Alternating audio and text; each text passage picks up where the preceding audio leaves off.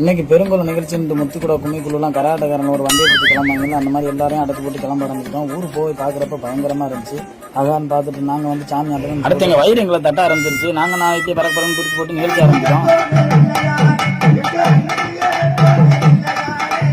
அப்படியே நானும் அப்படியே எங்க அத்தாச்சி இப்ப எல்லா கும்மிக்குழுவும் தேடிக்கிட்டு இருக்க நிரந்தர பாடகி எங்க அத்தாச்சி பிச்சையம்மாவும் ஒண்ணுங்க அதை பாட ஆரம்பிச்சிட்டோம். நாங்க பாட ஆரம்பிக்கவும் நாங்க முதல்ல எங்க கும்மிக்குழு கொட்ட ஆரம்பிச்சிச்சு. அவங்க கொட்ட ஆரம்பிச்சதை பார்த்துட்டு பெருங்குளத்து ஆளுகளுக்கும் சந்தோஷம் இருந்துச்சு. அப்பா நாங்களும் உங்களோட சேர்ந்து கொட்டுறோம்ப்பா அப்படின்னா, வாங்கம்மா நீங்க கொட்டுங்க, ஆனா எங்க சம்பளத்துல பாதியை நீங்க வாங்கிட்டு போயிடாதீமா அப்படின்னு சொன்னோம். அவளும் வந்து நம்மளோட சந்தோஷமா கொட்டினா. எங்க டீம் பயங்கரமா கொட்டினா. அப்புறம் ஊர் ஆளுகளும் நம்மளை பாட்டு படுக்கணும். நம்மளும் மைக் எடுத்து மானே ஒன்று தானே ஒரு அக்கா நல்லா ஆடிட்டு இருந்து பின்னாடி பட்டார்னு ஒரு அடி எடுக்க வந்துருச்சு. என்னடா அது நல்லா ஆடிட்டு இருந்த அக்கா பாட்டு பிடிக்கலையா அப்படிங்கிட்டப்ப, தம்பி அது பாட்டு இல்லப்பா, அந்த அக்கா ஒரு மன வளர்ச்சி சரியில்லாத அக்கா கருப்பசாமி இருந்தாரு.